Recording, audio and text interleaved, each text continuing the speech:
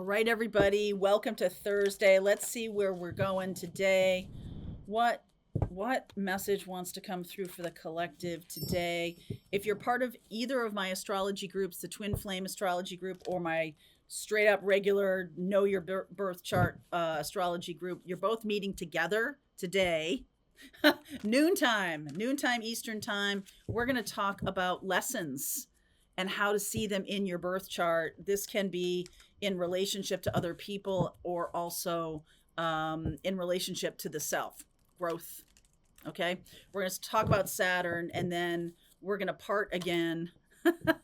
So after next week, we'll be in separate sessions. But I thought Saturn was a big enough lesson to talk with both of you guys, both of you groups at the same time. So y'all are meeting together today. Let's see what wants to come through here. Okay, co-create. Co-create. Flexible. Truth be told, boy, so many messages around truth coming out recently. It's just been amazing. And what really that is about being vulnerable, about telling yourself the truth. If you really want to create the future that you want to create and you're not living it, are you hanging on to some story that is blocking that from happening? Meaning that can be Saturn too. It's sort of like, where are the tough lessons that we don't want to embrace? Where is it going to be challenging to make a change? Where is it? Are we afraid of change altogether and we're holding on to a story, even though it's not the life that we want to have? And we're manifesting our little brains out, but we're really still holding on because we fear change. All right. So that's what's showing up here. The idea, this is interesting about being flexible. It's not going to, for you to embrace some kind of truth, it might feel like, or you might be projecting that it will destroy everything when in fact it will set you free. It's just all in your perception of things. So let's see where we're going here. 4 of Wands, 8 of Wands, the Strength card. Again, the Strength card is showing up everywhere. Lionsgate this year is going to be off the hook, I'm telling you, because it's like I can't do a reading without Leo showing up. So there's some, if you, wherever you have Leo in your birth chart, may be really loud this year. Okay, I have it in my 10th house, so career could be really loud. If you have it in your 7th house, marriage could be. And what I mean by loud, meaning this is a time when that part of your life is taking precedence over all the others. So there's the Hierophant, that's about commitment, and the Magician. So some of you are healing how you're telling yourself a story around commitment. Okay, you're telling yourself that it's other people or whatever, but really the only thing you can change is yourself. And if you're not having the commitment or in that relationship that you really want, what is the story you're telling yourself that is actively keeping you from that? I feel like it's going to take courage to step into that. We also, in the readings I'm posting right now for May, one of the things I'm talking about is Mercury. Mercury is going direct this week, but we still have it for the rest of the month in a shadow. So in May, Mercury is fully direct. We're not in shadow anymore. And May 6th, Mercury is conjuncting Chiron, which is the other planet of real lessons, right? Real lessons and growth. And it's in Aries. So it's about telling the story of the wound, or telling the story of the story that's holding you back. Okay. So if you have a story that my mom's not a narcissist, I can't, or my mom didn't on purpose hurt me, didn't keep things from me, didn't try to control me, or something like that. If you have that recognition, that awareness of like, that might not be totally true. It may not be this black and white thing where like, oh my God, she on purpose hurt me and tried to like, no. People do things for all kinds of reasons. Parents aren't perfect. And even the best of parents can do things that can align with our wounds. Our purpose and mission for being here is to heal those wounds. And so there can be, or a commitment, or a life partner, or, fill in the blank. There's some kind of awareness that's coming through to you that some story wasn't totally true that you're telling yourself. Like you want it to be true, but it's not totally true. And so this Mercury conjunct Chiron in Aries is kind of setting you free of that story. So it's like, okay, well, maybe my mom wasn't really doing things to hurt me purposefully. She had her own story to tell. She had her own situation going on. But the fact that she was like not available to me, or something was going on like that, really did have long lasting repercussions. I took it personally that she didn't really love me. Or I took it as, or I'm telling the story in this kind of vision of her as this a kind of amazing person, when there was a lot of stuff that wasn't so great. Maybe she was telling herself a story and refused to let that go. Okay, so what I'm just using mother as an example. You can extrapolate this to any person in your life or any experience in your life. If you're having that Chiron wound in the 4th house, then it can be about mother wounds. If you're having that Chiron Aries energy, Chiron conjunct Mercury in Aries energy in the 10th house, it can be about your reputation in the world and being told at some point that you had to look a certain way to the rest of the world, or you were a failure. Okay. Or, so whatever it is, like, wounded you. And we're now giving voice to that. All right. We're now giving voice to that. 10 of Pentacles, some kind of wound around money that's holding you back, some kind of story. Spiritual people don't make money. That's a lie to keep spiritual people from thriving. I've talked about that for years. Okay? That there's money is a resource. It helps you to support yourself so you can do your work. Right? In my business class, we talked about that a lot because people were like, oh, no, I don't want to know about my numbers. I don't want to talk about numbers. And it's like, it's holding you back. You got to be able to support yourself to do your work on this planet. Okay. So sometimes you got to keep a job for a while. If your sense of it is like, hey, this is a means to an end for me. This is the thing that's going to give me benefits and give me my financial stability. And this is how long I'm willing to do that. And on my own time, I'm building my own business, or I'm building my spiritual practice, or I'm doing something that is really shifting the energy. Okay. 10 of Pentacles, 9 of Cups, Hanged Man, seeing things from a new perspective. That is going to bring you what you want. How many times do we choose the same wound? How many times do we choose the same kind of partner over and over again, expecting a different result?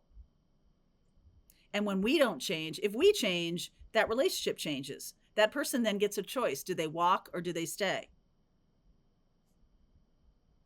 And if we have really been afraid to speak our truth because we're afraid people will walk away from us, then that's something to look at as well, because that is keeping us in authenticity. Okay. So let's see, there's the Aries energy. There's the not walking away. There's the not making choices because we think we can't. We think we don't have choices. 8 of Swords, 3 of Wands, turning our back on that whole paradigm. 7 of Pentacles, Queen of Pentacles. Oh, I love that. 9 of Swords. What is that about? Okay. So there's one of the things that keeps us from hearing our intuitive guidance, as we talked about yesterday in Pathfinders, is the fear of change. Because even if you're like, oh my God, this is really awful what's going on right now. I really want change, but I want change on my terms. I want to control what the change is. If I step into making a change in my life, then I lose control. Like once the words are out of your mouth, I want a divorce, then you lose control of the story, right? And you're like, okay, so I keep it in because I'm not willing to have change that's out of my control. Change by definition has elements of things that are out of your control. And the more you stay in the same paradigm, because we are wired for safety and security, humans are wired for that, even more so now, because there's a social stigma about having a lack of security or lack of stability. And so we're wired for that. And so we keep telling ourselves the same story over and over again, thinking that it will change. It will be different this time. Okay. It will be different this time. But this is why so many people have to kind of bottom out. And it doesn't have to look like your worst fear. What it is a sense of releasing control. Okay. I want true love in my life. And ideally, I want this person to change. Let's say I want this person to change that's in front of me. I don't have any control over whether they change or not. They may not. Their choice. But I'm not willing to live in this paradigm anymore. So my truth is, I want deeply intimate, connected love. And does that mean that certain people cycle out of your life who are not aligned with that? Yes. And so then there can be this like moment in time when you go, oh, I want that person to stay in my life more than I want deeply. So it's like you really don't want that thing. You want this person to stay in your life. And so the paradigm never changes. But what if you said, I want deeply intimate love in my life, and I am releasing control as to whether that person stays or goes. I want love in my life more than I want to see this person do what I want them to do. Maybe that's not on their path. Maybe that's not their mission or purpose, or maybe that's not the goal of this relationship at all. Maybe the goal of this relationship is for you to release control as to what happens here, because you're choosing yourself. Queen of Pentacles. And then we go, oh, wait a second. I would rather stay here, Eight of Swords, in this paradigm, because it makes me feel like I'm in control. And the universe is trying to say to you, when guidance comes through, guidance is always empowering. That's how you know you're getting guidance. It's always empowering. It may not be the thing you want to hear, but it says this is the next step. Like if you're like at the place of being in some kind of addiction, shopping addiction, or drinking addiction, or drug addiction, or anything like that, you kind of have to get to a place where you're willing to let go of control. Any kind of story you're telling yourself, you have a dog in the fight. So whether it's an archetype, it's a wounded child archetype, it's a perfectionist archetype, it's a victim archetype, it's a wounded rescuer archetype. And there's something in it for you. So when there's nothing in it for you anymore, when you're like to the end of your tether, you're like, you know what? This is just ridiculous. Like I am getting no emotional payback, reward for me suffering like this. No one cares anymore. So I used to work in television news. And when I recognized that I was getting juice or emotional reward from just telling people, hey, I'm a producer at NBC, and other people be like, wow, that's cool. And I'm like, when that stopped being great, when I started saying, yeah, it sounds better than it is. And like, who cares what other people think? When I started saying that to myself, I was like, oh, okay, that's disappeared for me. And I recognized that was the story I was telling myself. And I was like, I don't care about that anymore. And I quit. And it was the right thing, because that's not a really good reason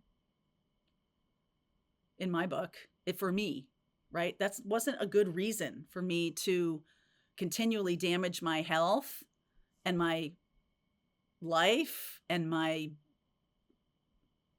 everything. Wasn't a good enough reason. So I feel like I'm talking to someone who's actually in that space right now, who's like, what is it going to take for you to release control of something, of some story you're telling yourself that you no longer care about anymore? I no longer care that my family, or I'm a victim in my family. I'm the scapegoat in my family. I'm the invisible child in my family, but I've got to stay in my family because they're my family. What if you're like, okay, but I am growing beyond that. I'm stepping into my power. That family is not going to feel good that you're successful. And they may talk a good game. They may talk a good game, but you're triggering them because their paradigm where you were fit so nicely into that box, you're breaking out of that box. You're kind of shining a mirror up to them about like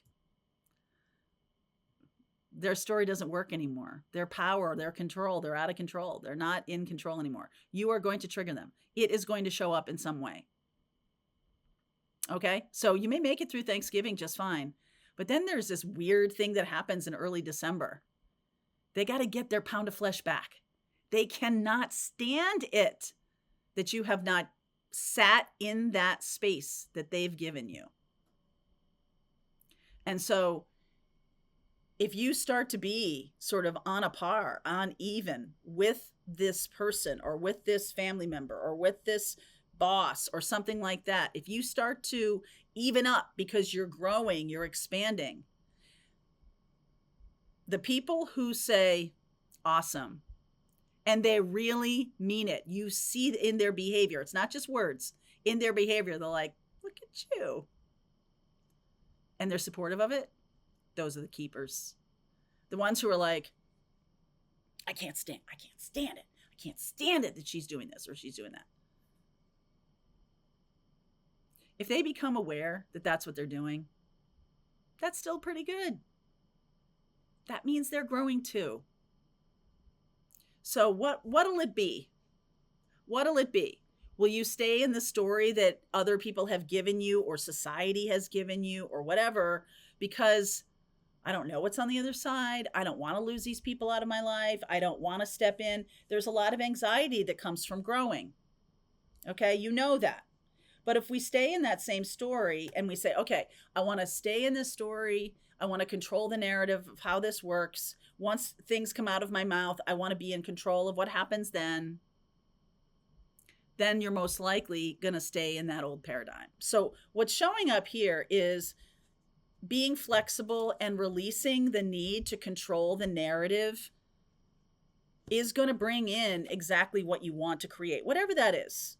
Time, freedom, abundance of of love, really amazing friendships. Maybe there's only a handful of them. Are you going to release this like vast, wide network that you have? It's like, well, I don't really know any of, you know what I mean? Like there's no real intimacy connected with any of those friendships. It's just like this big cheering section.